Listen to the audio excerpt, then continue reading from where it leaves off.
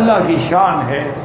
اللہ جن کو نوازنے پہ آ جائے، جن کی اولاد کو اللہ صالح بنا کے والدین کے نقش قدم پہ چلا دے. ورنہ تو میرا بھائی اللہ کا نظام ہے. وہ ہمارے ایک بزرگ تھے، وہ تقریر میں کہتے واہ مولا تیری تقدیر، سید دا پتر لکھے ہیر تے سکھاں دا پتر لکھے تفسیر. حضرت لاہوری رحمت اللہ علیہ سکھوں کی اولاد تھی، وہاں سے مسلمانوں میں تھے نا، تو ان نے تفسیر قرآن لکھی. پیر والد شاہ نے ہیر لکھی، وہ سید تھا. اے مولا تیری مرضی ہے کہ سید کا پتر تو ہیر لکھ گیا کہ ساری دنیا کی عورتیں پڑھ پڑھ کے آج تک بھی عشق پہ اپنا مقام پیدا کر رہی ہیں، ہیر بن رہی ہیں نا.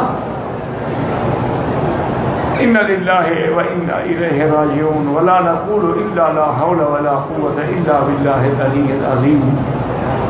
اور حضرت احمد علی رحمت اللہ علیہ نے تفسیر قرآن لکھی، اور اللہ نے ان کو اس مقام ولایت پہ بٹھایا تھا کہ فرماتے تھے کہ بھائی فقیر کے پاس 40 دن کے لیے کوئی آ جائے، کپڑا بھی فقیر دے گا، کھانا بھی فقیر دے گا، رہنا بھی لنگر میں پڑے گا، سونا بھی مسجد بھی چٹائیوں پہ ہوگا. انشاءاللہ ظالم جابر فاسق فاجر بھی ولی بن کے نکلے گا حضرت. اور ایسے کئی لوگ ہیں، کئی لوگ، ایک دو نہیں، کئی لوگ ہیں شرابی کبابی. اللہ کی نظر ایوب خان کی شاید بیٹے کی یا بیٹی کی شادی تھی، تو اس نے governor Amir of Kala Bagh سے ریکویسٹ کی کہ میرا منشا ہے کہ حضرت لاہوری میرے بیٹے کا نکاح پڑھائے. اصل میں تو پتہ نہیں ایوب خان کے دل میں بھی کیا خیال تھا. کسی نے ڈالا ہوگا یا شہرت کے لیے کہ دیکھو جی کتنا بڑا صدر ہو کے علماء حق سے نکاح کروا رہا ہے. اللہ دل تو اللہ جانتا ہے. بہرحال امیر افغان باغ نے آ کے عرض کیا تو حضرت فرمایا بھی ہاں فقیر نکاح تو پڑھا دے گا لیکن میری کچھ شرائط ہیں. میں حضرت فرمایا فقیر اپنے سائیکل پہ آئے گا، اپنے سائیکل پہ ہی واپس جائے گا، اور نکاح پڑھانے کے بدلے میں کوئی ہدیہ یا کوئی تحفہ قبول نہیں کرے گا، اور وہاں جو کھانا ہوگا یا مٹھائی یا جو بھی ہو وہ بھی نہیں کھاؤں گا. اور یہ بھی شرط ہے کہ میں جب پہنچوں تو ہم تمام چیزیں تیار ہوں تاکہ میں فوراً خطبہ شروع کر دوں، دیر بھی نہ ہو. میں اپنا وقت جو ہے زیادہ ان فاسق فاجر لوگوں میں گزارنا نہیں چاہتا. یہ تھے ایمان. ایوب خان نے بھی ساری شرطیں قبول کی، وہ بھی کوئی اچھا انسان تھا، اللہ عالم، ہم تو کبھی نہیں ملے. تو شاہ جی حضرت لاہور رحمۃ اللہ سائیکل پہ آئے، سائیکل کھڑی کی، اب دنیا حیران پریشان. آتے ہی بس بیٹھے اور نحمدہ ونستعینہ ونستغفرہ خطبہ شروع ہو گیا. ایجاب قبول کرایا ان کے ولی سے، اور اس کے بعد سارا کچھ کرنے کے بعد دعا کی اور کھڑے ہو گئے. اور اتنی تیزی سے آپ نے کہنے کا یوں وہاں پیچھے بغیر جوتی کے بھاگتا رہا کہ میں کچھ، انہوں نے کہا نہیں، میں نے کہا تھا کہ میں کچھ نہیں لوں گا. اپنے سائیکل پہ بیٹھے واپس. اللہ ان کی قبروں پہ کروڑوں رحمتیں فرمائے. اولئک آبائی فجئنی بمثلہم، یہ ہمارے باپ دادا تھے، اب ان جیسے ہم کہاں سے ڈھونڈ کے لائیں. جنازے کے بعد جو دعا مانگی جاتی ہے وہ بدعت ہے. جنازہ خود دعا ہے، اس کے بعد دعا کا کیا معنی؟ یعنی تمہیں حضور کی دعا قبول نہیں ہے؟ جو حضور نے دعا سکھلائی کہ اللہم اغفر لحینا ومیتنا وشاہدنا وغائبنا وصغیر، اتنی جامع، اللہم نقہم من الخطایا کما ینقی الثوب الابیض من الدنس، اللہم اغسل خطایاہم من الماء والثلج والبرد، اللہم اکرم نزلہم وسع مدخلہم، اللہم بدل دارہم خیرا من دارہم بدل اہلہم خیرا من اہلہم. یہ دعا تمہارے مولوی کو آتی ہے، اس کا ترجمہ بھی نہیں آتا ہے انشاءاللہ. اگر تمہیں میرے مدنی پاک کی دعا قبول نہیں، ہمیں بھی ایسے مولوی کی دعا قبول نہیں.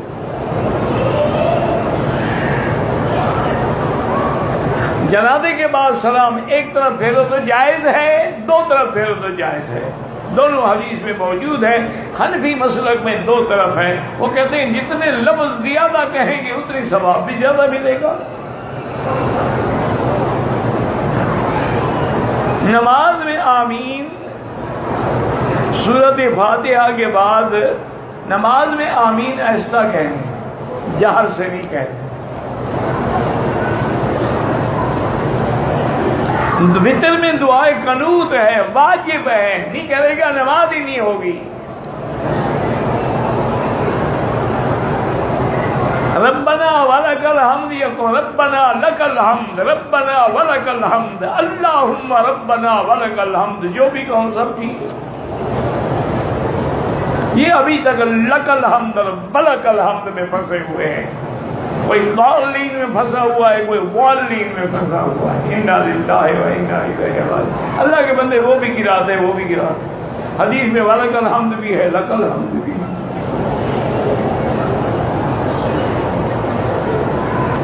حضور قبر میں زندہ ہے، صرف حضور نہیں، تمام انبیاء زندہ ہیں۔ حضور کا تو شان ہی نرالا ہے۔ جو حیات کے قائل ہیں ان کے پیچھے نماز ہوتی، ہاں جی بالکل ہوتی، کیوں نہیں ہوتی؟ تم حضور کی حیات پوچھ رہے ہو، معراج والی رات تو سارے پیغمبر وہاں کھڑے تھے۔ حضور نے کس کی امامت کی؟ پیغمبروں کی روح آئی ہوئی تھی، وہ خود نہیں تھے۔ قرآن تو یہی کہتا ہے فَلَا تَكُنْ فِي مِرْيَةٍ مِّن لِقَائِهِ، آپ ان کی ملاقات میں شک ہی نہ کریں کہ وہ حقیقی ملاقات تھی۔ تو آپ امام الانبیاء کیسے بنے؟ اور ان جھگڑوں میں نہ پڑو۔ خدا کے لیے میں اللہ کے کعبے میں درخواست کرتا ہوں کہ حیات ممات کے مسئلے نہ چھیڑیں۔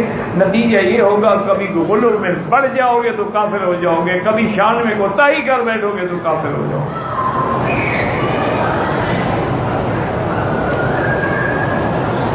حیات کے مسئلے میں کچھ لوگ ایسے غلو میں مبتلا ہوئے ہیں، وہ کہتے ہیں انبیاء زندہ ہیں، بلکہ قبروں میں انبیاء پر ان کی بیویاں بھی پیش کی جاتی۔ وہ اتنے آگے بڑھ گئے، اور کچھ ہماری برادری ایسے پیچھے ہٹ گئی، انہوں نے کہا جی کیا ہے، مر گیا، بات ختم ہو گئی، اور کیا ہے، مردہ ہے نبی، اس کے بعد کیا حیات ہے؟ ایسے جیسے ستون مردہ ہے وہ بھی مردہ ہے۔ انا للہ و انا الیہ راجعون ولا نقول الا لا حول ولا قوت الا باللہ العلی العظیم۔ کہتے جی کہ انبیاء علیہ میرے بھائی دور سے نہیں سنتے، جو روضہ مبارک پہ صلاۃ و سلام پڑھے گا وہ سنیں گے، دور سے فرشتے پہنچاتے ہیں۔ جو کہتا ہے کہ انبیاء سنتے ہیں تو حدیث ہے، اللہ کے بندے چکرے میں پتہ نہیں کیوں پڑے ہوئے ہیں۔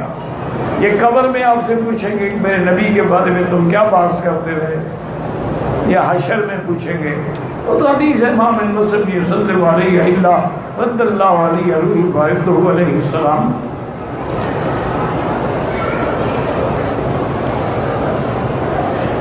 میں دل کا مریض ہوں، آسان وظیفہ بتلائیں۔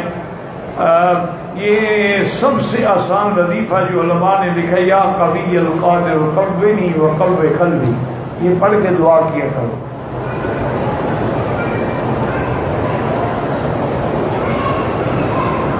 اگر میاں نے بیوی کو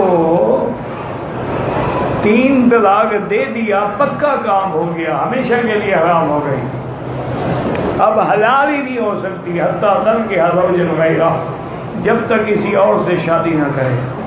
شوہر حرم میں موجود ہے، اس کی بیوی اکیلے سفر کر سکتی ہے، کہاں کا سفر؟ باہر کا سفر نہیں کر سکتی۔ ہاں ہوٹل سے حرم آ جائے تو کوئی حاضر نہیں۔ اعتکاف بیٹھنا چاہے، جب تک خاوند اجازت نہ دے اعتکاف نہیں بیٹھ سکتی۔ خاوند اجازت نہ دے عورت نفل بھی نہیں پڑھ سکتی۔ خاوند اجازت نہ دے تو عورت نفلی روزہ بھی نہیں رکھ سکتی۔ پتہ نہیں خاوند کو کیسے خواہش ہو جائے، اس کی خواہش پوری کرنا ہے، نفلی عبادت سے کروڑ درجے بہتر ہے۔ میرے کام میں برکت نہیں ہے، استغفار زیادہ پڑھو، حلال کھایا کرو، خود بھی خیرات کیا کرو، چاہے ایک آنا ہو، چاہے ایک پانی کا گلاس ہو۔